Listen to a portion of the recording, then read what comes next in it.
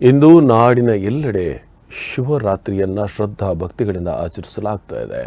ಬೆಳಗಿನಿಂದಲೇ ಸರದಿ ಸಾಲಿನಲ್ಲಿ ನಿಂತು ವಿವಿಧ ಶಿವ ದೇವಾಲಯಗಳಲ್ಲಿ ಜನರು ದೇವರ ದರ್ಶನವನ್ನು ಪಡೆಯುತ್ತಾ ಇದ್ದಾರೆ. ಉಡುಪಿಯ ಹೆಸರಾಂತ ಅನಂತೇಶ್ವರ, ಚಂದ್ರಮೌಳೀಶ್ವರ, ಬನ್ನಂಜೆ ಮಹಾಲಿಂಗೇಶ್ವರ, ಶಿವವಾಡಿಯ ಉಮಾಮಹೇಶ್ವರ ಸೇರಿದಂತೆ ಅನೇಕ ಶಿವ ದೇಗುಲಗಳಲ್ಲಿ ಬೆಳಗಿನಿಂದಲೇ ಭಕ್ತರು ಸರದಿ ಸಾಲಿನಲ್ಲಿ ನಿಂತು ದರ್ಶನ ಪಡೆದರು. ಅದೇ ರೀತಿಯಾಗಿ ಉಡುಪಿಯ ಪ್ರಸಿದ್ಧ ದೊಡ್ಡಜ್ಜಂದೆ ಕರೆಸಿಕೊಳ್ಳುವಂತಹ ಅನಂತೇಶ್ವರ ಸನ್ನಿಧಿಯಲ್ಲಿ ದೇವಸ್ಥಾನವನ್ನು ಬಗೆ ಬಗೆಯ ಹೂಗಳಿಂದ ಅಲಂಕಾರಗೊಳಿಸಲಾಗಿತ್ತು.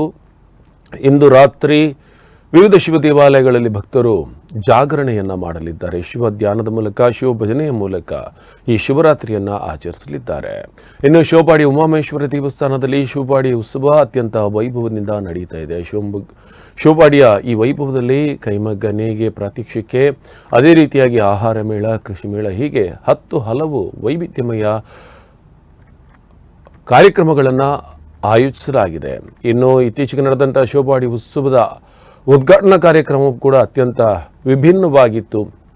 ಧರ್ಮಸ್ಥಳದ ಧರ್ಮಾಧಿಕಾರಿ ಡಾಕ್ಟರ್ ಡಿ ವೀರೇಂದ್ರ ಹೆಗ್ಗಡೆ, ಮಾಹೇಯ ಕುಲಪತಿ ಎಚ್.ಎಸ್. ಬಲ್ಲಾಳ್ ಸೇರಿದಂತೆ ಅನೇಕ ಗಣ್ಯರು ಈ ಒಂದು ಕಾರ್ಯಕ್ರಮದಲ್ಲಿ ಭಾಗವಹಿಸಿದರು. ಅವರನ್ನು ವೈಭವೋಪೇತವಾದಂತಹ ವಾಹನದಲ್ಲಿ ಮೆರವಣಿಗೆ ಮೂಲಕ ವೇದಿಕೆ ಕರೆತರಲಾಗಿತ್ತು.